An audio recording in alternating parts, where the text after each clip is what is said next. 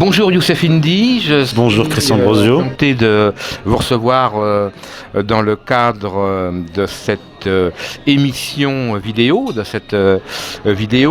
êtes, pour vous présenter, beaucoup de gens vous connaissent, mais pour vous représenter, vous êtes historien, écrivain, vous êtes un spécialiste de géopolitique, vous appartenez d'ailleurs à l'Académie... Je collabore avec plutôt à l'Académie de Politique de Paris.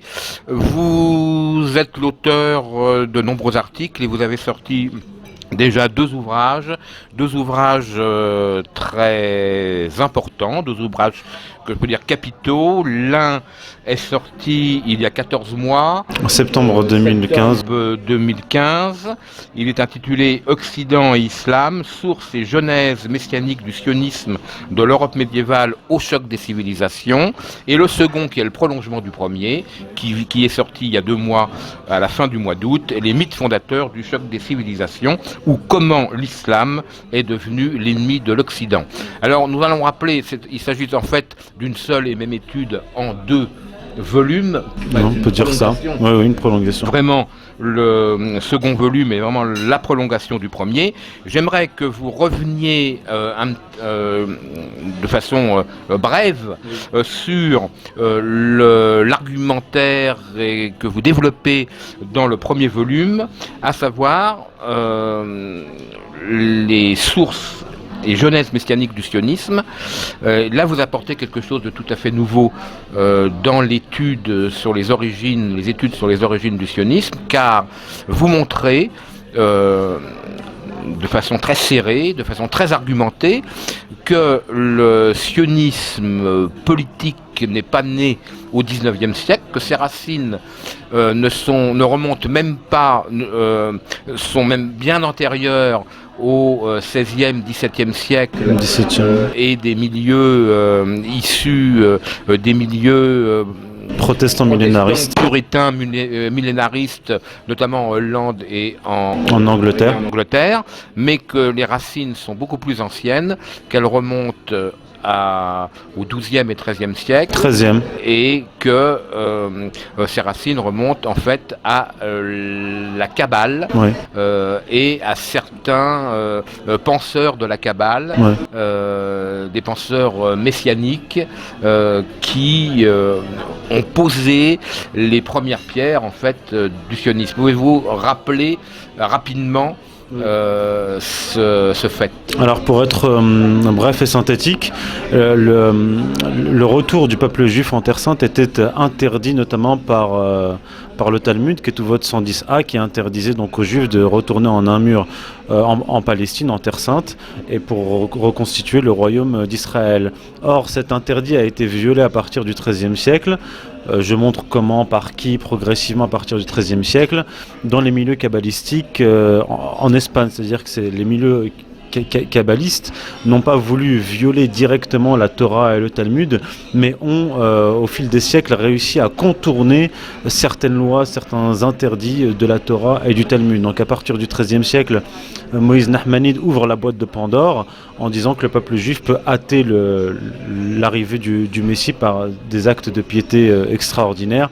Et peu à peu, après Moïse Nahmanide, Abraham Aboulafia et d'autres, tout au long du Moyen-Âge, vont tenter de rapatrier le peuple juif en Terre Sainte. Et le corollaire, en fait, de ce sionisme messianique, c'est le judéo-christianisme qui va naître pour pervertir le monde chrétien et le soumettre pour lui faire appliquer, exécuter le plan messianique juif, et aussi la stratégie du choc des civilisations, puisque dans la mystique juive, dans l'eschatologie juive, dans les études bibliques de certains rabbins, la gloire du peuple juif d'Israël ne peut venir que par la destruction d'Édom, c'est-à-dire l'Europe chrétienne, et d'Ishmaël, c'est-à-dire le monde musulman, par une confrontation horizontale. Envoyer Édom contre Ishmaël pour qu'ils soient mutuellement détruits et pour qu'enfin le judaïsme puisse régner sur terre et avec sa nation Israël. Et vous montrez, exemple à l'appui, vous illustrez votre démonstration en rappelant des faits qui sont souvent méconnus, inconnus, voire ou totalement tellement oubliés que certains penseurs, ces penseurs kabbalistes et praticiens kabbalistes, sont allés voir des souverains européens chrétiens, même ont approché des papes, afin de les encourager à se lancer en guerre contre l'islam. En l'occurrence, à l'époque, il s'agissait de l'Empire ottoman au XVIe siècle. Au XVIe siècle notamment, et l'exemple de Solomon Moltko. Et de son maître David Reiveni. Voilà. Donc ça, ce sont des faits, vous citez vraiment des faits très précis à ce sujet. Et ensuite, comment certains milieux kabbalistes se sont introduits se sont même convertis au christianisme de façon superficielle, en tout cas. Certains sont convertis soit à l'islam, soit au christianisme, et afin d'infiltrer les milieux musulmans d'un côté et chrétiens de l'autre. Donc ça, c'est en effet très intéressant. C'est donc des faits. Alors, le premier à avoir voulu approcher un pape pour rapatrier le peuple juif en Terre Sainte, c'était Abraham Aboulafia en 1280, qui avait été influencé par Moïse Nahmanide, qui en 1263, durant une disputation, disait voilà à quoi nous reconnaîtrons le Messie, il viendra auprès du pape et lui demandera de libérer le peuple juif de l'exil. Donc en 1280, Abraham Aboulafia tente d'approcher Nicolas III. Ça échoue. Puis plus tard, au XVIe siècle, on a David Reiveni et son élève Solomon Moltko qui approchent Charles Quint. Oui, et d'abord ils approchent le pape Clément VII et le cardinal Giulio. Donc David Reiveni approche le roi du Portugal Jean III, et tous les deux, David Reiveni et Solomon Moltko, approchent Charles Quint pour lui demander de lever une armée et d'attaquer l'Empire ottoman en Palestine pour libérer donc la Palestine des Ottomans et recréer le royaume d'Israël. Ce que feront en fait les Britanniques sous l'impulsion des sionistes 400 ans plus tard, à la fin de la Première Guerre mondiale.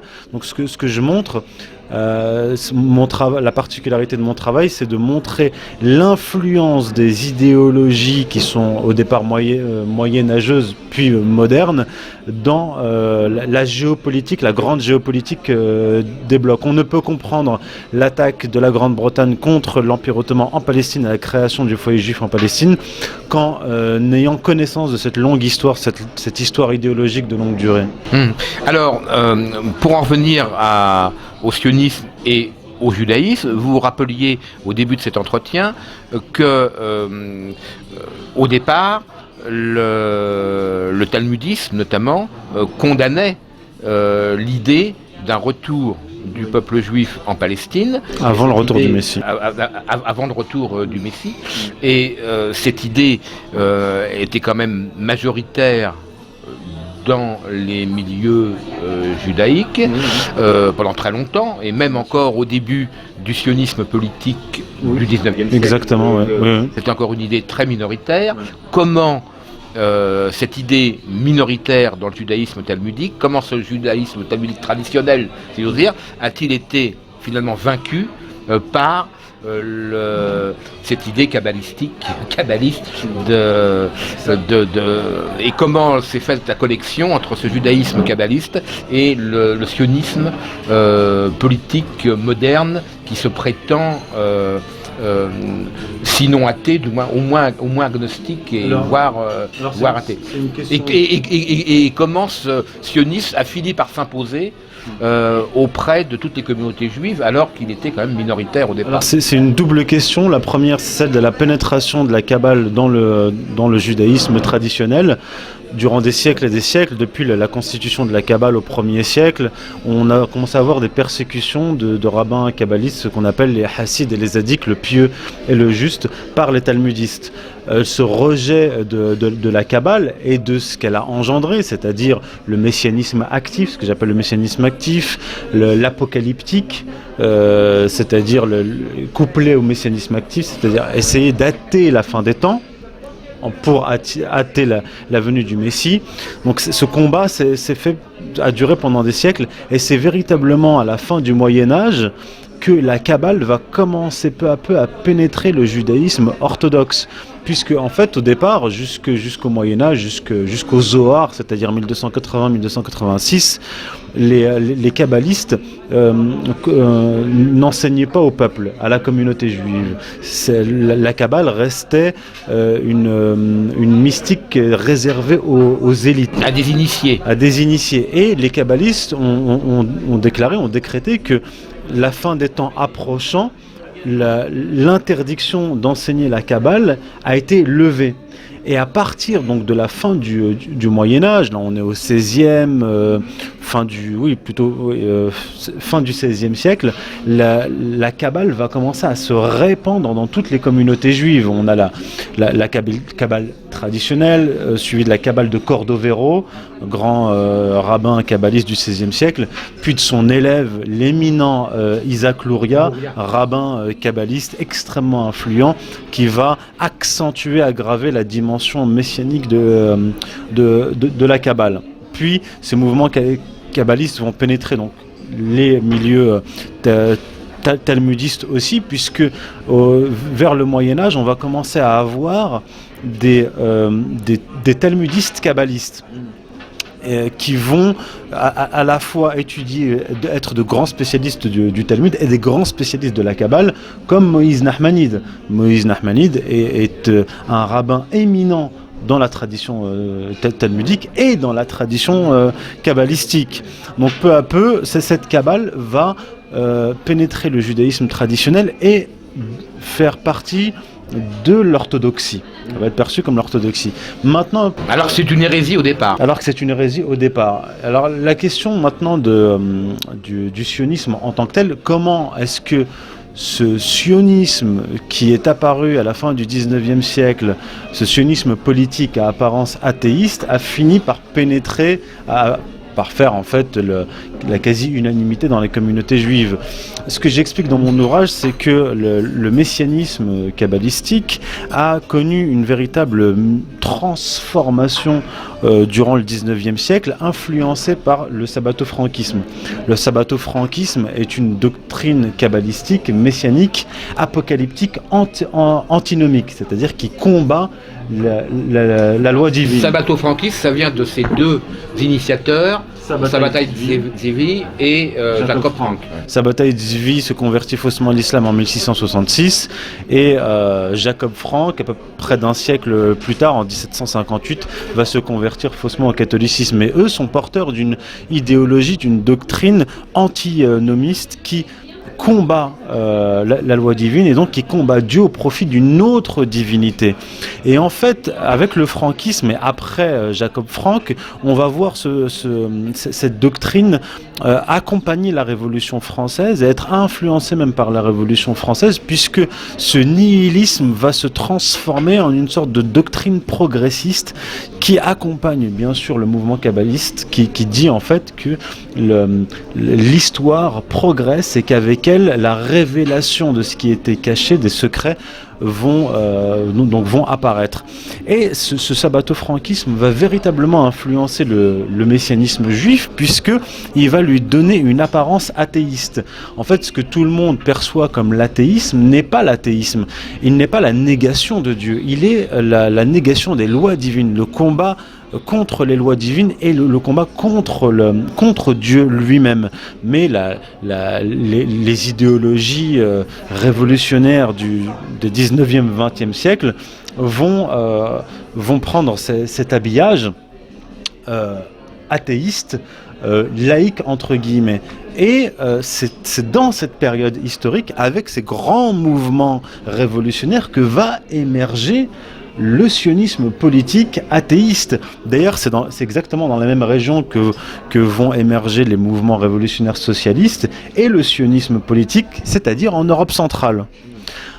Lorsqu'il y a eu la création du foyer national juif, le sionisme ne faisait absolument pas l'unanimité dans les milieux religieux. C'est après la Seconde Guerre mondiale que, en fait, le sionisme va réussir à conquérir les milieux juifs orthodoxes en fait, sur le plan historique, le nazisme a été d'une grande aide, puisque le nazisme est ce que vont appeler de manière religieuse les Juifs, c'est-à-dire la Shoah.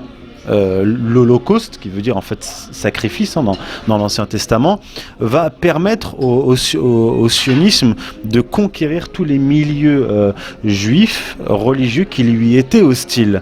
Donc c'est comme ce qu'appelait Karl Marx des sauts qualitatifs. Il y a des événements historiques majeurs qui vont permettre à certains courants d'accéder à des milieux qui lui étaient fermés et d'être accepté au regard de l'histoire par les masses. D'autant que il y a un lien entre une espèce de parenté même. On pourrait même établir une parenté, elle a été faite d'ailleurs parfois idéologique entre le sionisme politique et le nazisme, en ce sens que le sionisme politique s'est fondé sur le fait de redonner ou de donner une conscience raciale au peuple juif, raciale sur le plan politique, qui doit déboucher sur un État politique, de même que, évidemment, le nazisme se fonde également sur la défense de la race. C'est une question tout à fait pertinente, parce que dans mon ouvrage, à un moment donné, je parle d'un éminent historien juif qui aura une influence majeure, qui s'appelle Heinrich Graetz, qui est un juif allemand vivant donc en Allemagne au XIXe siècle, et qui au milieu du XIXe siècle va commencer donc il va prendre la dimension racialiste, suprématiste de l'Ancien Testament, c'est-à-dire l'Ancien Testament qui présente le peuple juif comme un peuple unique, supérieur aux autres, même sur le plan racial. Lui va laïciser, comme je vous l'ai dit tout à l'heure, au XIXe siècle, il va y avoir une succession de laïcisation d'idées religieuses, et lui, Heinrich Graetz, va s'occuper de laïciser le suprématisme juif, et donc va conceptualiser la supériorité des juifs par rapport aux non-juifs, et en particulier donc en Allemagne, dans son contexte à lui, la supériorité des juifs par rapport aux Allemands.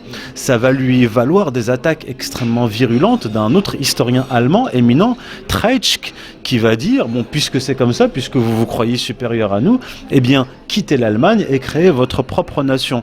Il ne va pas répondre à cela, parce que lui, Heinrich Graetz, n'était pas véritablement sioniste. Mais ce qui est intéressant, c'est de montrer, ce que j'ai dit dans mon ouvrage, c'est que l'idéologie germaniste, pan-germaniste de suprématie raciale aryenne, donc allemande par rapport aux autres races, va émerger bien après ce suprématisme juif laïcisé par Heinrich Graetz. Et moi, je pose la question, je me demande si donc le pan-germanisme, qui va donner naissance par la suite au nazisme, n'est pas une réaction, enfin plutôt l'antisémitisme nazi, n'est-il pas une réaction à ce suprématisme juif que va laïciser Heinrich Graetz au milieu du XIXe siècle? En fait, ce serait un chapitre. Vous êtes un peu. Il faudrait qu'un historien comme Ernst Nolte, qui lui avait sa fameuse thèse qui avait suscité la querelle des historiens sur les origines des fascismes, mais en l'occurrence c'était du nazisme, qui était décrit comme une réaction au bolchevisme. On pourrait l'étendre à ce que vous dites. On pourrait se poser cette question. Oui, on pourrait se poser effectivement. Voilà des pistes de travaux qu'il faudrait creuser. Oui, alors moi je dis pas que tout le pan-germanisme et le nazisme résulte de ça, parce que c'est bien plus large que ça. Mais ce que je veux dire, c'est que la composante antisémite. Mais il y a un côté. La composante antisémite du nazisme est peut-être la réaction à ce mépris. Donc d'Heinrich Graetz, donc du judaïsme par rapport aux autres races entre guillemets. Il y a peut-être une corrélation. Mais après, on peut aussi se poser la question de l'origine messianique du nazisme. J'ai déjà eu cette discussion-là en privé avec un ami, donc je ne citerai pas ici, mais on peut se poser la question, est-ce qu'il n'y a pas dans le nazisme une sorte de messianisme arianiste là-dedans? Voilà, c'est une autre piste. Voilà. le sionisme politique qui finit par triompher, comme chacun sait, après la Seconde Guerre mondiale, se relie, alors là encore la relation est bien antérieure, puisque elle remonte elle aussi, en fait, ses sources, vous l'avez montré, sont médiévales, remontent au XIIIe siècle, surtout à partir du XVIe, mais surtout après la Seconde Guerre mondiale, évidemment, le sionisme qui entre en action, qui triomphe avec la création de l'État d'Israël, 1947-48, la liaison se fait très nettement avec la stratégie du choc des civilisations, qui là va être mise en œuvre alors d'un point de vue, si j'ose dire, on va passer à l'échelle supérieure, là, oui. Par rapport à ce que souhaitait Salomon Molko et, au XVIe siècle. Là, on arrive évidemment à partir de la création de l'État d'Israël.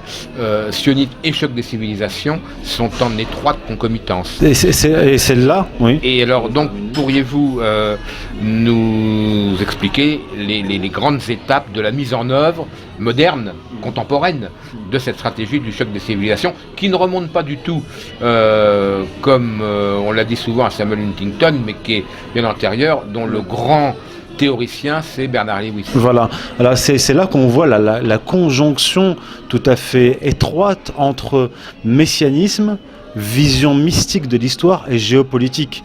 Puisque dans la mystique juive et même dans l'eschatologie juive, sans être kabbalistique, on a ça, donc je rapporte dans mon livre, dès le 1er siècle, dans des interprétations bibliques, la condition, comme je l'ai dit au début de l'entretien, la condition de l'avènement du royaume d'Israël et du peuple juif au-dessus de toutes les communautés passe par la destruction de ces deux grandes civilisations, religions et empires, qui en fait empêche l'émergence du sionisme, c'est les empires chrétiens et les empires musulmans.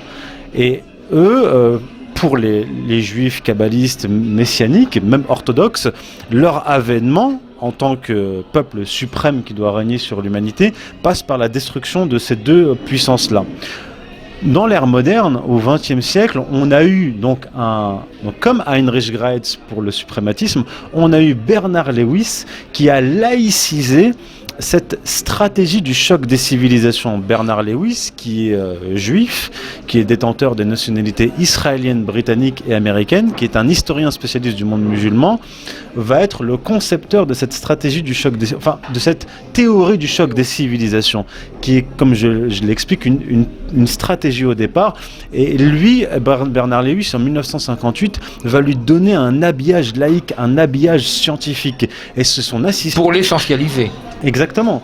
Et c'est son assistant Samuel Huntington qui, au début des années 1990, va vulgariser cette théorie.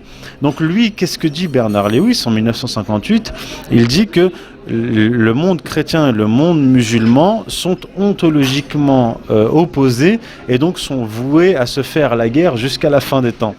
Et en fait, ils se sont fait la guerre depuis les origines de l'islam, et donc ils sont appelés à se faire la guerre jusqu'à la fin des temps. Voilà, et en fait, lui, il confond une réalité géopolitique, historique, de confrontation ponctuelle entre des puissances musulmanes et des puissances chrétiennes, en omettant bien sûr qu'il y avait systématiquement, en fait, tout au long de l'histoire chrétienne et musulmane, des alliances croisées, c'est-à-dire des chrétiens alliés à des musulmans contre d'autres chrétiens alliés à d'autres musulmans. La réalité historique est beaucoup plus complexe. Et lui, justement, il va l'essentialiser. Et il va faire, en fait, ce qu'on appelle une prophétie autoréalisatrice. C'est-à-dire qu'on va prendre une stratégie, on va la déguiser en théorie et on va en faire une prophétie autoréalisatrice, puisque ce même Bernard Lewis va, au début des années 2000, donc sous l'administration Bush, influencer, lui, le lobby pro-israélien, l'administration Bush, et en particulier Dick Cheney, pour qu'ils acceptent de faire la guerre à l'Irak dans le cadre de cette recomposition d'origine israélienne sioniste de tout le monde musulman. Il va s'agir de détruire le monde musulman pays, qui est en fait une pays par pays. Donc lui, il est un peu comme Salomon Molko, donc il théorise, bien que Salomon Molko s'enracine dans une eschatologie de longue durée, il théorise puis il applique. Voilà, c'est à la fois un théoricien et un acteur politique. Oui. Alors, nous allons en venir maintenant à votre deuxième second ouvrage, qui prolonge exactement le premier, Les mythes fondateurs du choc des civilisations, ou comment l'islam est devenu l'ennemi de l'Occident. Bien évidemment, l'un des éléments, le principal élément sur lequel se fonde la théorie et la stratégie du choc des civilisations, c'est cette essentialisation de l'islam et sur la reconstruction d'un islam mythifié, d'ailleurs avec la complicité d'une partie de l'islam, notamment de l'islam salafo-wahhabite, mais au point qu'aujourd'hui, lorsqu'on parle de l'islam et des dangers qu'il représente, on décrit l'islam salafo-wahhabite, islam salafo-wahhabite qui a été, comme par hasard, favorisé, encouragé, voire imposé par l'Occident. Les puissances anglo-américaines. Les puissances anglo-américaines, je veux dire de l'Occident contemporain, enfin contemporain, moderne depuis. C'est pas l'Occident médiéval. Donc, à partir de là, vous, dans votre livre, dans votre second ouvrage, vous passez en revue toutes les point par point les principaux mythes sur lequel se fonde cette idée du choc des civilisations, sur cette diabolisation de l'islam sur différents points. Alors, on va peut-être...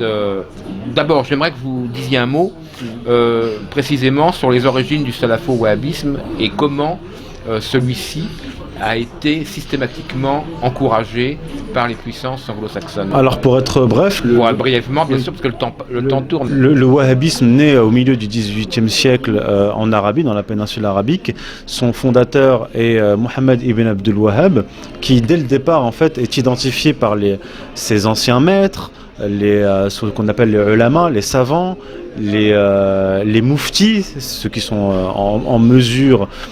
donc des juges qui sont en mesure d'émettre des fatwas, donc de sa région, du Najd, du Hedjaz, du Yémen et d'Irak. Il est identifié comme un hérétique.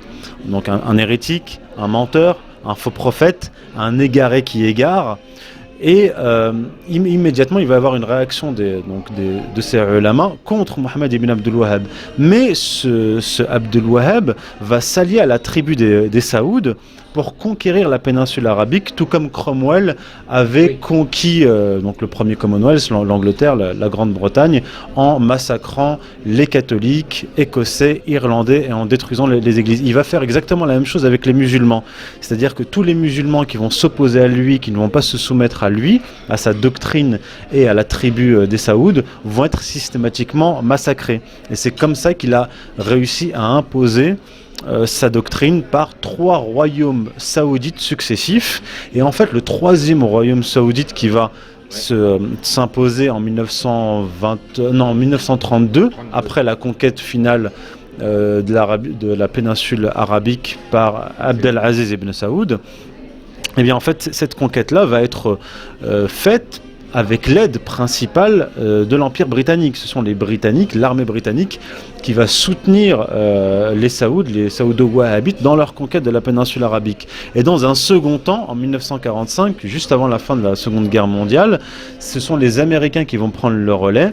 Et là, avec le pétrole saoudien, arabe, de la péninsule arabique, les saoudo-wahhabites vont réussir à exporter l'idéologie wahhabite. Donc ce sont les anglo-américains, avec le pétrodollar, qui vont attaquer l'islam, puisque on va essayer de faire du wahhabisme l'orthodoxie islamique. Alors que c'est le contraire, puisque c'était une hérésie qui, dès le départ, avait été condamnée par tous les docteurs de l'islam. Voilà. Alors c'est l'un des mythes que vous passez en revue dans votre ouvrage,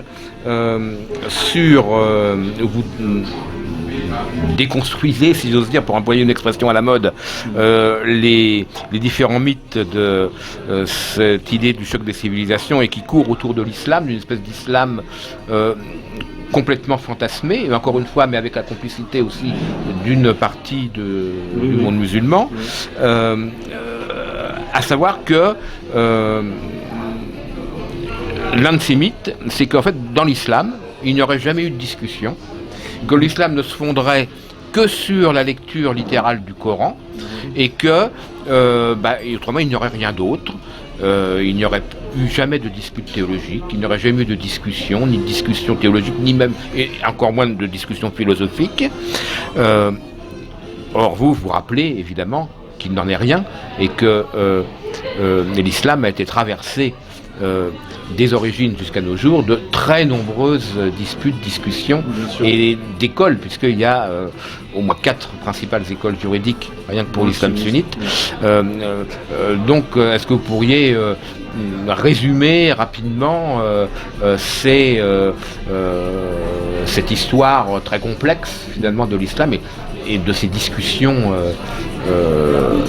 théologique même auquel il a donné lieu. Mais évidemment, c'est une gageure en quelques minutes, parce que là, c'est une vie. Il faudrait y passer une vie. Mais en fait, cette large tradition islamique de discussion, de disputation, de débat théologique existe déjà déjà à la mort du prophète, où les compagnons déjà eux-mêmes n'étaient pas en accord sur certains points théologico-juridiques, et même à l'époque même du prophète, il y avait des débats qui étaient tranchés par le prophète lui-même. Après la mort du prophète, et à partir du moment où la civilisation musulmane va se bâtir et l'empire musulman va être constitué, on va avoir l'émergence de nombreux courants. Donc il y a les 4 principales écoles juridiques, mais il y a au total, dès le départ, dans la foulée, 18 écoles de droit musulman. Il faut ajouter à cela la tradition mystique musulmane, et il faut ajouter à cela les différents courants philosophiques, puisque la philosophie va être utilisée dès le départ. On a des Al-Kindi, 8e, 9e siècle, qui vont commencer à prendre le corpus aristotélicien, platonicien. Il va y avoir des traductions, des études et des tentatives d'élaboration, même une élaboration de la scolastique musulmane. Il y a une véritable scolastique musulmane qui d'ailleurs va être héritée plus tard par le grand saint Thomas d'Aquin, qui va être influencé par Ibn Rushd, Averroès, et il va reprendre parfois des énoncés entiers de Ibn Rushd sur la compatibilité entre philosophie et théologie.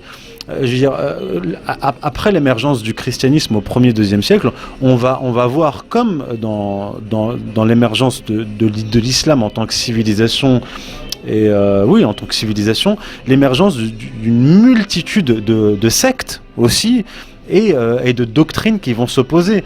Ce n'est que en 325 qu'on va avoir dans le monde chrétien le concile de Nicée qui va trancher sur ces questions-là.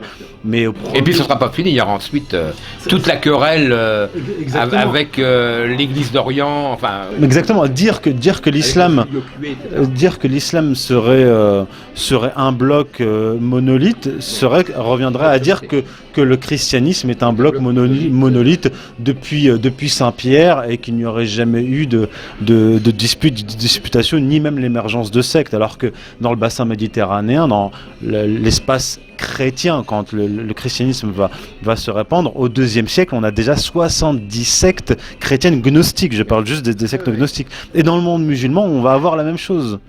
D'innombrables sectes qui vont émerger. Donc c'est une absurdité. Alors, justement, d'où l'intérêt de ce wahhabisme, de cette hérésie wahhabite. D'ailleurs, je renvoie à cette occasion à un livre de Jean-Michel Vernochet, Les Égarés, dont le son est-il un contre-islam? Et effectivement, le titre me paraît excellent, et la démonstration l'est aussi, puisque on comprend peut-être pourquoi les Britanniques puis les Américains, les Anglo-Américains, l'Occident donc moderne, a favorisé le wahhabisme parce que c'est peut-être un formidable instrument de destruction de l'islam, en tout cas des pays musulmans. Pourquoi ? D'abord parce que le wahhabisme, puis ses succédanés salafites, les frères musulmans aussi dont on pourrait parler, mais on va peut-être pas le temps de trop s'étendre, mais c'est une branche en fait qui est voisine du wahhabisme. Ce qui est très caractéristique et très frappant dans le wahhabisme, ce qui les rapproche, vous faisiez la comparaison tout à l'heure avec Cromwell, effectivement, il y a un côté iconoclaste, goût pour le massacre, pour l'éradication des hommes, donc par les massacres, les tueries, ou même les femmes, les enfants, les animaux. C'est le livre comme dans le livre de Josué. C'est l'application du livre de Josué. L'application du livre de Josué et également l'éradication culturelle, c'est-à-dire que on rase systématiquement tous les témoignages. Alors non seulement les témoignages pré-islamiques, bien entendu, mais même ce qui appartient à l'histoire islamique. C'est-à-dire qu'on rase des mausolées, on rase des mausolées de marabouts, on rase tous les témoignages de l'histoire successive de l'islam, on rase. C'est vraiment la politique de la table rase qu'on retrouvera chez certains révolutionnaires français, chez les bolcheviks, etc. Donc il y a là évidemment un élément civilisationnel de la table rase qui s'inscrit parfaitement, on comprend bien pourquoi ça s'inscrit parfaitement dans la stratégie du choc des civilisations, de détruire en fait le monde musulman, arabo-musulman, pas seulement, parce qu'il y a également l'Iran, qui n'est pas arabe, mais il y a deux aspects dans le choc des civilisations, dans la mise en œuvre de la stratégie, c'est l'émiettement du monde musulman, arabo-musulman, et au-delà du monde musulman, en micro-entités ethno-confessionnelles, et l'élément civilisationnel que le wahhabisme fournit, le wahhabisme est assimilé, fournit en se fondant sur la destruction systématique de tout élément civilisationnel, de toute civilisation et de tout passé. Il y a... Est-ce que c'est bien cela, Youssef Indy ? Est-ce qu'il y a un complément ? Ça se complète très bien. Vous avez parfaitement résumé la chose, puisque quand on... ça sera l'objet de mon troisième ouvrage. Lorsqu'on se penche sur ces idéologies-là, ces révolutions, dans leur méthode d'imposition, on voit des similitudes. C'est-à-dire qu'on va tout araser pour établir une nouvelle idéologie, une nouvelle structure politique assise sur une nouvelle idéologie. C'est bien sûr la politique de la table rase. Et lorsqu'on voit sur le plan géopolitique l'alliance de ces entités qui sont issues de ces révolutions-là, que ce soit le wahhabisme dans la péninsule arabique, que ce soit Israël avec la création du foyer national juif et l'arasement systématique des villages palestiniens, que ce soit la révolution bolchevique, la révolution française, la révolution cromwellienne et l'arrivée des cousins entre guillemets idéologiques de Cromwell en Amérique, on voit qu'il y a une parfaite cohérence sur le plan historique, idéologique et géopolitique. Parce que ce que je dis, c'est que toutes ces révolutions-là sont enracinées d'une manière ou d'une autre dans l'idéologie de l'Ancien Testament, en particulier le Deutéronome et le livre de Josué. Et sur le plan géopolitique, elles sont toutes alliées. Donc moi, ce que je vois, c'est ce que j'appelle un choc idéologique mondial, avec d'un côté les puissances héritières de l'Ancien Testament contre le reste de l'humanité. Et on ne peut comprendre la géopolitique de longue durée qu'en ayant cette perspective-là, une fois encore, comme je l'ai dit, idéologique et religieuse. Le fait religieux est absolument fondamental. On ne peut pas comprendre ces mouvements-là, ces alliances-là, si on n'a pas compris l'essence de l'Ancien Testament et du programme politique dont il est porteur.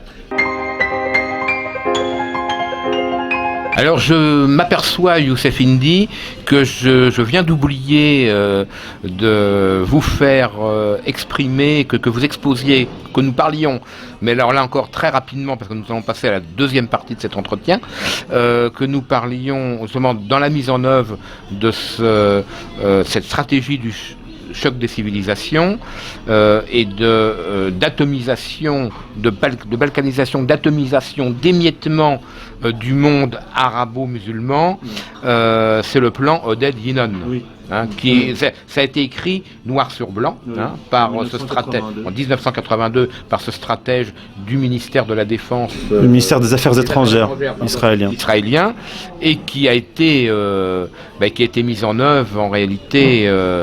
On peut dire que ça a commencé d'ailleurs au Liban en 1975, donc antérieurement, mais là ça a été vraiment exposé noir sur blanc par Oded Yinon en 82, et ensuite évidemment on a vu que ça a été mis en œuvre en Irak. Et puis sous l'administration Bush avec les néoconservateurs qui ont repris avec le projet de Grand Moyen-Orient. Alors en fait, ce projet de balkanisation, ce qu'on appelle, en fait, il faut l'appeler libanisation du monde musulman. En 1954, Ben Gurion n'était plus Premier ministre, mais il avait dans une lettre envoyée au Premier ministre de l'époque conseillé donc au gouvernement israélien de s'allier aux maronites du Liban pour les opposer aux musulmans et faire éclater ainsi le Liban. Donc il avait déjà parlé de cela, donc en fait il avait déjà parlé de l'établissement du Grand Israël en 1918 dans un livre qu'il avait écrit en yiddish, en 1937 dans des lettres qu'il a envoyées. Grand Israël, c'est du Nil à l'Euphrate. Oui, du Nil à l'Euphrate. Il l'a actualisé en 1954 en expliquant par quels moyens on pouvait y arriver. Et en fait, le plan Oded Yinon est une actualisation de cette planification géostratégique israélienne de longue durée. Et ce plan Oded Yinon donc, disait qu'il fallait faire éclater le monde musulman du Maroc au Pakistan en s'appuyant sur les différences ethno-confessionnelles. Et avec l'arrivée de l'administration Bush au pouvoir, on a eu l'application de ce plan israélien. Il faut dire que le noyau dur, comme l'ont dit Stefan Walt et John Mearsheimer, le noyau dur du néoconservatisme est juif, c'est pas moi qui le dis, c'est eux. D'anciens trotskistes, généralement, d'anciens juifs trotskistes. Oui, tout à fait. Et c'est le lobby pro-israélien et les dirigeants israéliens qui ont poussé les États-Unis à appliquer en fait ce plan Oded Yinon à partir du 11 septembre. C'est ça. Donc au lendemain du 11 septembre. Et plan que malgré ses velléités d'être plus prudent et de se retirer un peu du Moyen-Orient, qu'a poursuivi peu ou prou Barack Obama, d'une autre façon, de façon peut-être moins agressive et moins voyante, mais c'est la stratégie là, du leading behind. Donc la stratégie, on poursuit la même stratégie, mais on ne se met plus en avant. Et on fait jouer les vassaux, les outils du soft power, les médias. Donc les vassaux, on l'a bien vu en Libye avec la Grande-Bretagne et la France. La Grande-Bretagne et la France qui se sont précipités, qui ont aboyé comme des petits toutous, des petits roquets voulant être bien vus de leur maître, ont été en première ligne. Deuxième partie évidemment de cet entretien, Youssef Indy. Le 8 novembre dernier, un événement très important a eu lieu aux États-Unis, puisque nous parlions de Barack Obama. Le successeur de Barack Obama va être Donald Trump.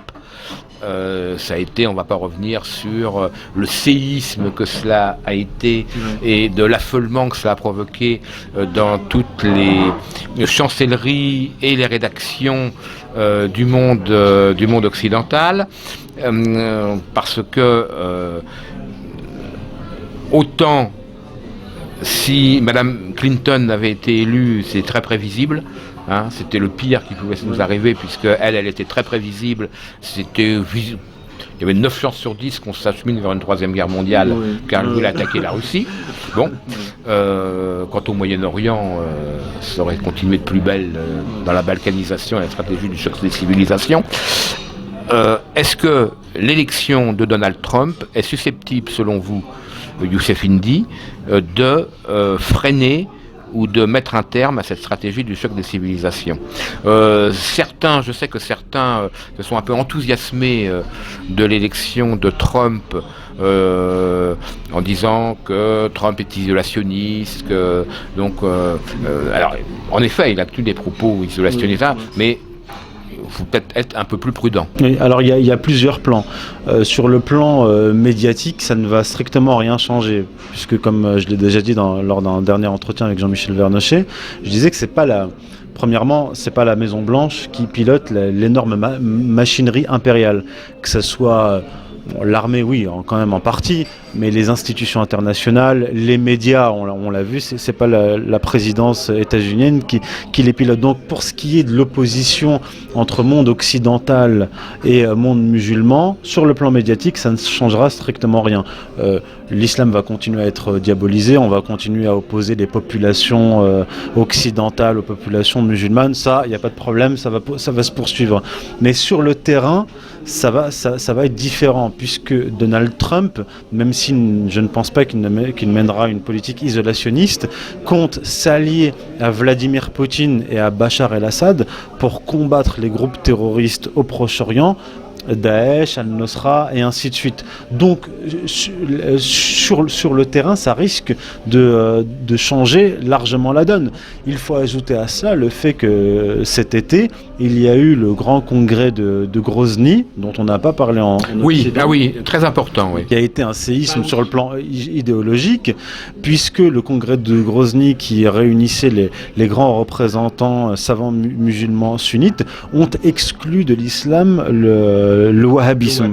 Ça, c'est très très important. C'est extrêmement important, notamment pour le monde musulman, pas trop pour l'Occident, puisque les médias ne communiquent pas là-dessus, mais il signifie une chose, c'est-à-dire qu'aux yeux des savants musulmans, et sur le plan historique, le wahhabisme qui a été soutenu par le monde anglo-américain, qui a été soutenu aujourd'hui sur le plan militaire, financier par l'Occident, tout l'Occident, les vassaux des États-Unis et les pétromonarchies ne font pas partie de l'islam, ne sont pas une réaction endogène de l'islam, mais sont une création artificielle occidentale, puisque Donald Trump lui-même a déclaré que les États-Unis, que l'administration Obama et donc Clinton ont créé Daesh.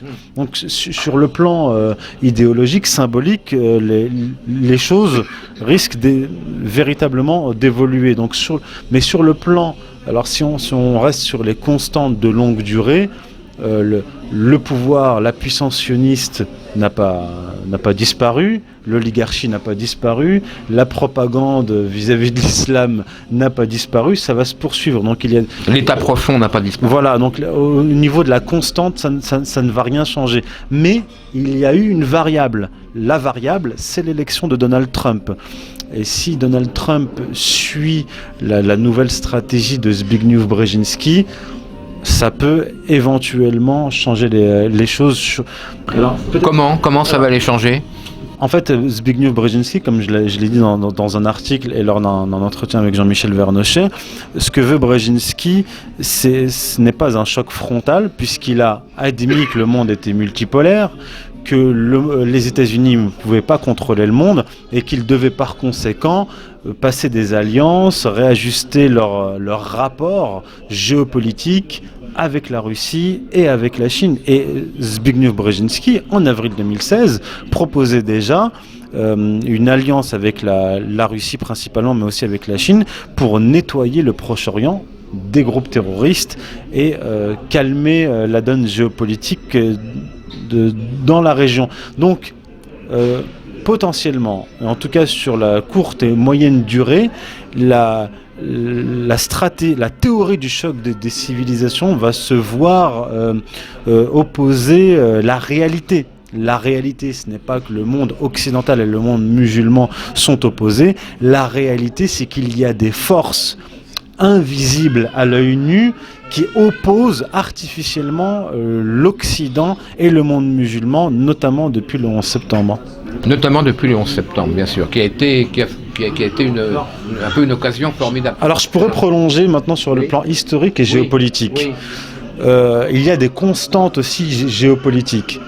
Il y a une grande différence entre les aspirations du peuple américain et la politique de l'establishment américain. Et je m'explique. Le peuple américain est foncièrement, pour des raisons historiques, pour des raisons géographiques, isolationniste.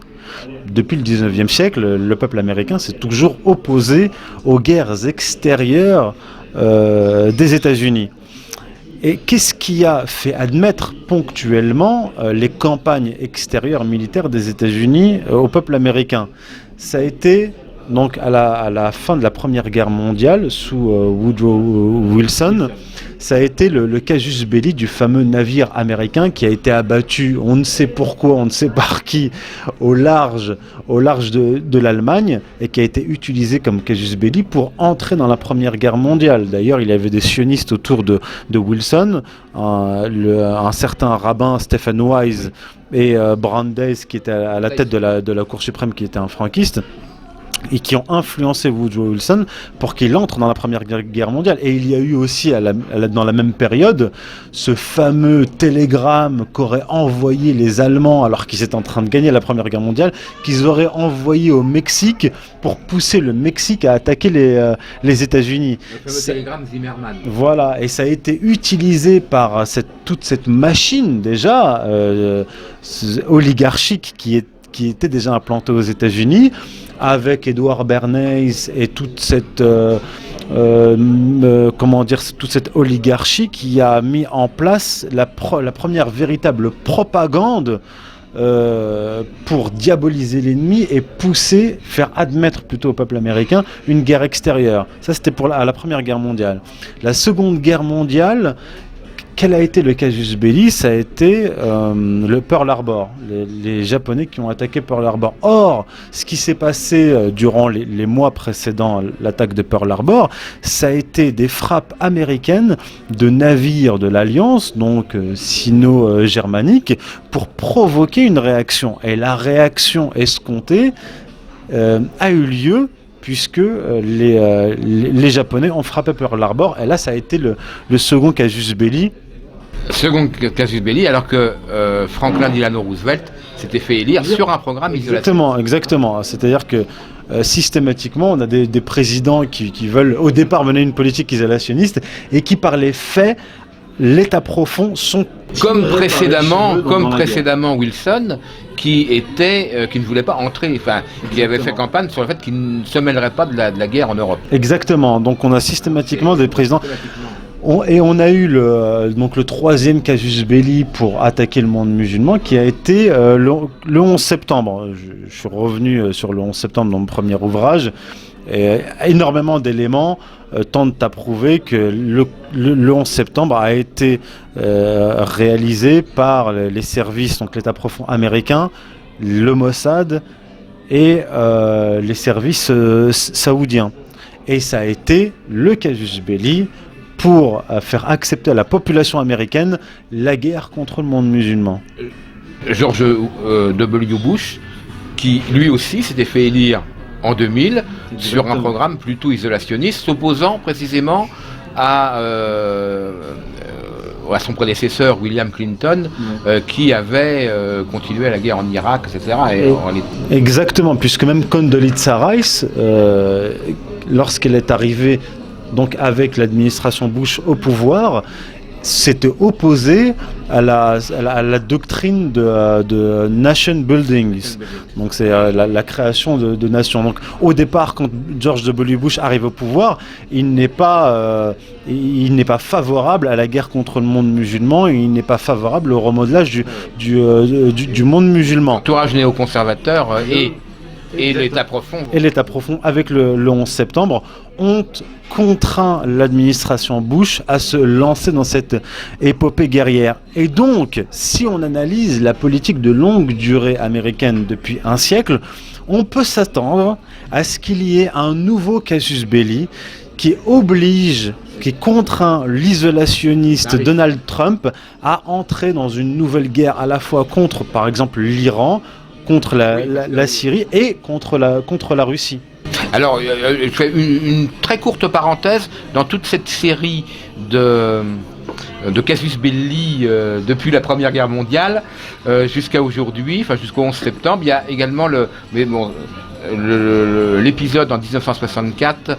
1967, oui, j'avais oublié de le dire. Oui, 67. Et puis, non, précédemment, au Vietnam, oui. Avec un incident, un navire américain qui aurait été attaqué, soi-disant, mais tout avait été fait pour qu'il soit attaqué. C'est une provocation, là. Ce qui a permis de justifier l'entrée pleinement des États-Unis dans la guerre du Vietnam. Et oui, ce que j'ai oublié de dire aussi, mais ça, c'était un faux casus belli, parce que ça n'avait pas fonctionné, mais il y a eu une tentative israélienne pendant la guerre de 1967. Oui.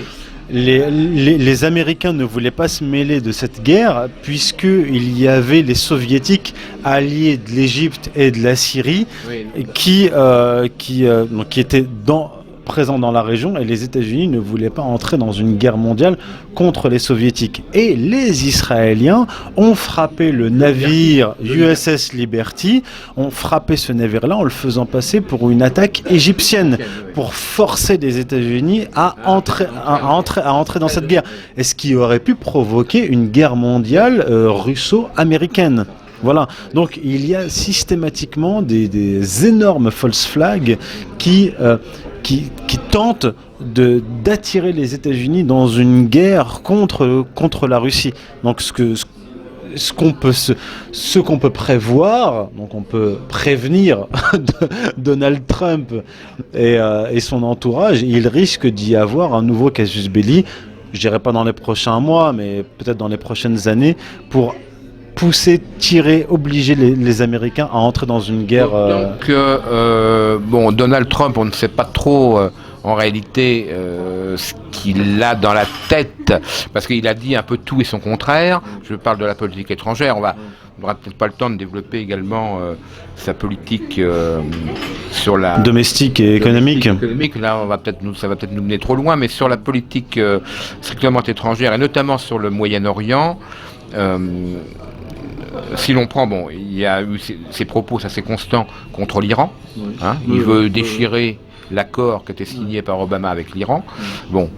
Il ne pourra peut-être pas le faire, parce que c'est un accord qui a été entériné par l'ONU, etc. Donc ce sera peut-être très compliqué, sans doute, pour lui de le faire. Mais enfin, il a annoncé ça, visiblement pour faire plaisir aux Israéliens. Sur la question israélo-palestinienne, il varie beaucoup. Enfin, il a beaucoup varié depuis les débuts de la campagne, depuis son entrée en campagne lors des primaires démocrates. Dans un premier temps, il les renvoyait un peu dos à dos, il disait qu'il ne voulait pas s'en mêler, qu'il ne prendrait pas trop parti. Et puis le 9 avril, ou le 8 avril dernier, il fait un discours devant l'EPAC, l'American Israeli Public Affairs Committee, le puissant lobby, l'un des principaux lobbies sionistes aux États-Unis, annonçant devant l'EPAC que il ferait tout pour resserrer les liens entre les États-Unis et Israël. Puis ensuite, il a donné des gages à Benjamin Netanyahou il a même annoncé qu'il transférerait l'ambassade des États-Unis de Tel Aviv à Jérusalem, qu'il reconnaîtrait Jérusalem comme étant la capitale une et indivisible et pour l'éternité de l'État d'Israël. Donc il donne énormément de gages. Ensuite, il est un peu revenu en arrière, puis il revient. Il ne cesse de faire un yo-yo, mais bon, on peut prévoir quand même de quel côté il va. On peut supposer, en tout cas. Alors, peut-être de quel côté il va finir par tomber, parce que sans pour autant lui faire un procès d'intention. Comme je l'ai déjà dit, en effet, on ne peut pas accéder à la Maison Blanche sans passer par l'AIPAC et faire allégeance au lobby pro-israélien et aux dirigeants israéliens. Ça, c'est un fait.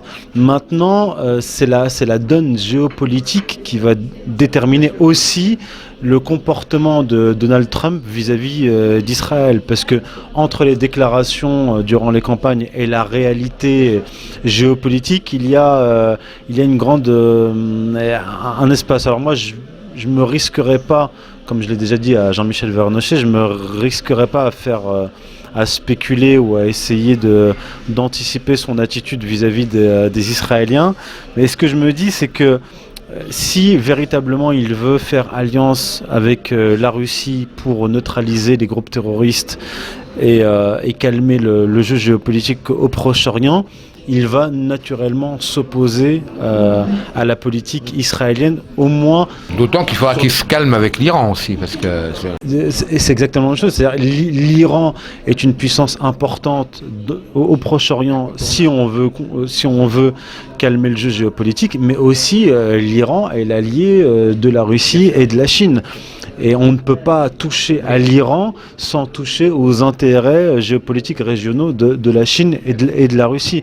Donc ce que je disais, c'est que sur la courte durée, il peut prendre ses distances avec la politique antérieure, mais sur la longue durée, comme je le disais, si on se base, comme je l'ai fait précédemment, sur la géopolitique de longue durée des États-Unis, il se pourrait bien qu'il y ait un acte majeur, un false flag majeur, qui contraindrait Donald Trump à faire un virage géopolitique à 180 degrés. Souvenons-nous aussi que Obama, lorsqu'il est arrivé au départ à la présidence, avait fait son fameux discours du Caire, qui n'était pas du tout favorable à l'État d'Israël, mais plutôt au monde musulman, et on sentait bien qu'il voulait se retirer sur le plan géopolitique du monde musulman. Du reste, il y avait eu une mise en œuvre de tout un orchestre contre lui à ce moment-là, où les accusations sont ressorties en disant que lui-même était un musulman, qu'il n'était pas né aux États-Unis, et on l'a ramené dans le giron. Argument que Trump avait exploité à l'époque d'ailleurs.